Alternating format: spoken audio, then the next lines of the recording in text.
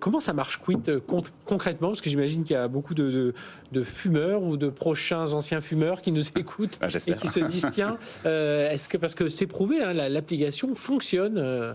Ah oui, on travaille avec des chercheurs et des psychologues. Et d'ailleurs, la petite anecdote, c'est que le premier salarié qu'on a recruté était une psychologue en thérapie comportementale et cognitive. Et donc, cette science-là qu'on utilise, donc les psychologies cognitives et comportementales, sont ce qui fait un peu l'essence de l'application. Donc, on mélange ça avec de la gamification. Donc, on rend l'expérience ludique. Parce qu'on répète tellement aux gens que arrêter de fumer, ça va être difficile qu'ils le croient. Et nous, on est en train de lutter contre cette croyance et d'expliquer aux gens que c'est facile. Et alors, quand vous dites ludique, c'est-à-dire on se met des challenges, on dit grâce à aujourd'hui, vous avez réussi, vous avez économisé tant de choses. Enfin voilà, c'est ce côté-là qui fonctionne. Exactement. Et au-delà de ça, il y a aussi tout est un peu gamifié comme dans un jeu.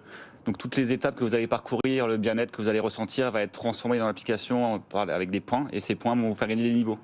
Comme si vous jouiez à un jeu vidéo en fait. Et est-ce qu'il y a un côté aussi communautaire? Voilà, on peut se comparer avec d'autres, j'imagine, pour justement relever des challenges avec ses amis, sa famille. On peut se fixer des objectifs, des buts. Et là, tout récemment, la semaine dernière, on a lancé une nouvelle fonctionnalité communautaire où les gens sont réunis en groupe de soutien et ils s'entraînent entre eux. Et ça fonctionne. Vous avez déjà quelques indicateurs qui disent au bout de tant de mois de suivi par Quit, j'ai arrêté. Alors pour arrêter, il faut un peu moins de 9 jours avec l'application. On va vous aider. Et ensuite, on a, si vous êtes engagé dans la solution, vous avez un peu plus de 8 chances sur 10 de rester non-fumeur. Ce qui est plutôt énorme parce qu'il faut savoir que si vous arrêtez sans aide, vous avez 3%.